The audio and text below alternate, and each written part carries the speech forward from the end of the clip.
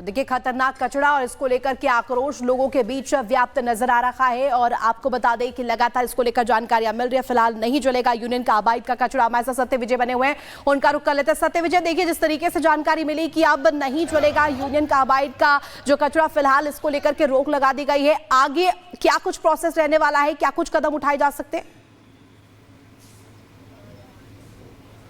जी बिल्कुल, देखिए कल जिस तरह से पीतमपुर में बवाल हुआ, हंगामा हुआ, पथराव हुआ, दो लोगों ने आत्मदाह की कोशिश करी, सड़कों पर लंबा लंबा जाम था, हाईवे पूरे जाम कर दिए थे स्थानीय लोगों ने, क्योंकि उन्हें डर था कि उनकी जान के साथ खिलवाड़ हो सकता है। इसके बाद देर रात करीब 11:30 के बाद मुख्यमंत्री मोहन यादव ने एक उच्च स्तरीय बैठक बुलाई, जिसमें कि दोनों डिप्टी सीएम भी थे, प्रभारी मंत्री भी थे यहाँ के, और सबने ये तय किया कि लोगों की जनभावनाओं को ध्यान में रखते हुए फिलहाल इस कचरे को यहाँ पर डिस्पोज नहीं किया जाएगा।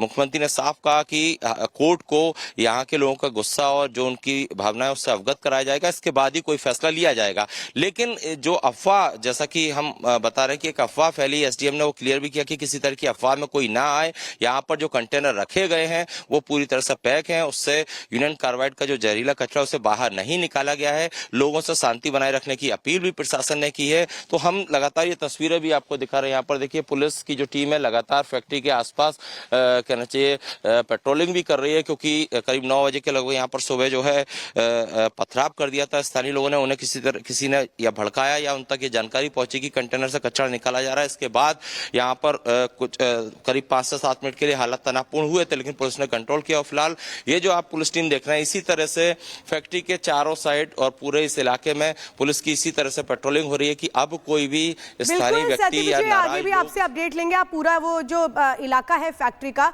वो आप दिखा रहे हैं, धारा 163 वहां पर लागू है। आगे आपसे अपडेट लेंगे। जानकारी देने के लिए बहुत बहुत धन्यवाद।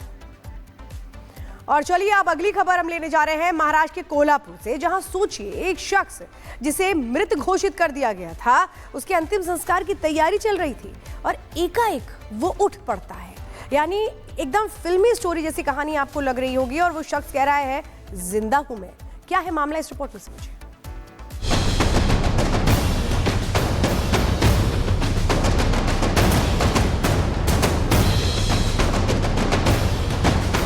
जिसकी मौत हो चुकी थी, जिसे डॉक्टरों ने मरा हुआ घोषित कर दिया था, जिसके अंतिम संस्कार की तैयारी चल रही थी, वो घर जिंदा लौट आया। महाराष्ट्र के कोल्हापुर में बुजुर्ग के अंतिम संस्कार से पहले कुछ ऐसा हुआ जो साइंस से परे और लोगों के लिए किसी चमत्कार से कम नहीं है। इस शख्स का नाम पांडुरंग उल्पे है। ये कोल्हापुर के बावड़ा इलाके का रहने वाला है। ये आज जिंदा नजर आ रहे हैं, लेकिन इनको डॉक्टरों ने मृत घोषित कर दिया था। लेकिन एक एम्बुलेंस के स्पीड ब्रेकर से गुजरने के बाद कुछ ऐसा हुआ जिसके बारे में सुनकर हर कोई हैरान है और इसे भगवान का चमत्कार मान रहे हैं। पांडुरंग तात्या 65 साल के हैं। इनको 15 दिन पहले घर पर बैठे बैठे हार्ट अटैक आया। वो एकदम से बेहोश हो गए। मैंने चाय पी और यहाँ पर बैठा, मुझे पसीना आया, हवा लेने के लिए बाहर गया, कमरे में आकर बैठा तो मुझे चक्कर आया, फिर मैं वॉशरूम गया और वहाँ पर उल्टी हुई। आकर अपनी कुर्सी पर बैठा तो मैं बेहोश हो गया। किसी के आने जाने का कुछ पता नहीं चला। पांडुरंग को इलाज के लिए प्राइवेट अस्पताल में भर्ती कराया गया, लेकिन वहां डॉक्टरों ने उसे मृत घोषित कर दिया। परिवार ये मानने को तैयार ही नहीं हुआ। परिजन गमगीन हो गए, हर तरफ मातम पसर गया। हम एम्बुलेंस से उनको बड़े हॉस्पिटल लेकर गए। उनका वहां पर ट्रीटमेंट शुरू हुआ और खून की उल्टी हुई। डॉक्टर ने करीबियों को अंदर बुलाया। हमने देखा तो उनकी बॉडी ठंडी पड़ गई थी। हम 5 अलग अलग हॉस्पिटल में गए और हर जगह हर किसी ने एक ही बात बोली। डॉक्टर बोले कि हम कोई गारंटी नहीं देंगे। डॉक्टरों के उम्मीद छोड़ने के बाद घर वालों ने अंतिम संस्कार की तैयारी शुरू कर दी। बुजुर्ग के शव को एम्बुलेंस के जरिए घर ले जाया जाने लगा, लेकिन तभी बीच सड़क, स्पीड ब्रेकर और कई गड्ढों की वजह से पांडुरंग के शरीर को झटके लगे, जिसके बाद पांडुरंग की उंगलियां और हाथ फिर से हिलने लगे। घर वाले रास्ते से ही बुजुर्ग को अस्पताल ले गए, जहां 15 दिनों के इलाज के बाद पांडुरंग वापस घर लौट आए। घर वालों ने उनका ऐसा स्वागत किया जैसे कोई भगवान घर आए हों। हॉस्पिटल में डॉक्टरों ने 2 लोगों को अंदर बुलाया, जिन्होंने उनको आवाज दी और उनकी आंखें खुल गईं और ऐसे उनका पुनर्जन्म हुआ। इस घटना को हर कोई मैजिक मान रहा है और इसे किसी मिरेकल से कम नहीं मान रहा। सड़क पर गड्ढे जो लोगों की जान के लिए बड़ा खतरा माने जाते हैं, उन्हीं गड्ढों ने एक व्यक्ति की जान वापस कर दी। Bureau report, republic Bharat. तो महाराष्ट्र के कोल्हापुर से हैरान कर देने वाला मामला सामने आया, हालांकि परिवार वालों में खुशी है। खबरों में आगे बढ़ते हैं, बात करेंगे उत्तराखंड की। उत्तराखंड से खबर सामने आई, निकाय चुनाव से पहले ही बवाल हो गया, दो गुट आपस में भिड़ गए। आपको जानकारी दे दें कि चुनाव चिन्ह के बाद दो गुट आपस में भिड़ते हुए नजर आए थे। और रुड़की से खबर आपको बता रहे हैं, जहां पर पथराव भी हो गया। जी हां, दो गुटों के बीच हिंसक झड़प हो गई। ये देखिए, आप तस्वीर आपको दिखा रहे हैं। रुड़की में निकाय चुनाव में प्रत्याशी को चुनाव चिन्ह आवंटित होने के बाद दो पक्षों के बीच जमकर खूनी बवाल हुआ। और ऐसे में आपको नजर आ रहा है एक गुट दूसरे गुट पर पत्थरबाजी करते हुए लाठी डंडों से एक दूसरे की पिटाई भी की है। सामने आपको तस्वीर दिखा रहे हैं जिसमें पत्थर एक दूसरे पर फेंके जा रहे हैं। और रुड़की की ये तस्वीर जिसमें कई लोग घायल भी बताए जा रहे हैं। हालांकि पुलिस इस पूरे मामले की जांच पड़ताल कर रही है, लेकिन उत्तराखंड के रुड़की से तस्वीर आपको दिखा रहे, जहां निकाय चुनाव में चिन्ह आवंटित होने के बाद दो गुट इतने ज्यादा भिड़ गए कि कई लोग बुरी तरह से घायल भी बताए जा रहे हैं, जिनका इलाज अस्पताल में जारी है। और जबरदस्त तनाव आपको इन तस्वीरों में नजर आएगा। पहाड़ पर आप देखिए कैसे बवाल मच गया, दो गुट आपस में एक दूसरे पर पत्थरबाजी भी कर रहे हैं, पत्थर बरसा रहे, पत्थरों की बारिश कर रहे हैं। और अभी इस पूरे मामले को लेकर पुलिस जांच पड़ताल भी करेगी। दो गुटों के बीच ये हिंसक झड़प की तस्वीरें आप देख रहे हैं। जबरदस्त तनाव का माहौल अभी भी वहां पर बना हुआ है। लाठी डंडों के साथ पत्थरबाजी भी की है। कई लोग घायल बताए जा रहे हैं, कई युवक घायल भी बताए जा रहे हैं, जिनका इलाज अस्पताल में जारी है।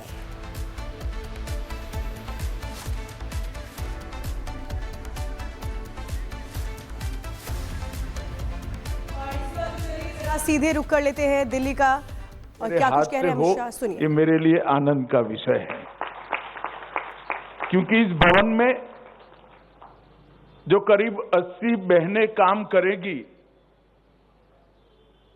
उनके सुरक्षित रहने की सुविधा एक ऐसी नेत्री के नाम से जुड़ रही है जो भारत भर की महिला शक्ति को जागरूक, संगठित और संघर्षरत रहने की हमेशा के लिए प्रेरणा स्रोत रही। सुषमा जी हम सब भारतीय जनता पार्टी के कार्यकर्ताओं के लिए हमेशा पार्टी की एक बड़ी महान नेता के रूप में चिरस्मरणीय तो रहेगी ही, मगर भारत के संसदीय राजनीति के इतिहास में सुषमा जी एक ऐसी व्यक्ति है जो एनडीए 1, एनडीए 2 दोनों सरकारों में महत्वपूर्ण विभागों की मंत्री रही, परंतु सुषमा जी को विदेश मंत्री या स्वास्थ्य मंत्री के रूप में इतिहास नहीं जानेगा। सुषमा जी को इस देश का लोकतांत्रिक इतिहास एक संघर्ष करने वाली विपक्ष की नेत्री के रूप में हमेशा याद रखें। सुषमा जी ही थी जिन्होंने यूपीए 2 के 12 लाख करोड़ के घपले, घोटाले, भ्रष्टाचार को संसद भवन में तार तार कर एक्सपोज करने का काम किया। विपक्ष का नेता का पद कितना महत्वपूर्ण होता है लोकतंत्र में, इसके जब उदाहरण दिए जाएंगे तब सुषमा जी को जरूर याद करना पड़ेगा। और मैं तो चाहूंगा कि सारे विपक्ष के नेता इनके कामकाज का अध्ययन करें और अपने आप को उस रास्ते पर चलाने का काम करें। सुषमा जी ने इमरजेंसी के बाद से ही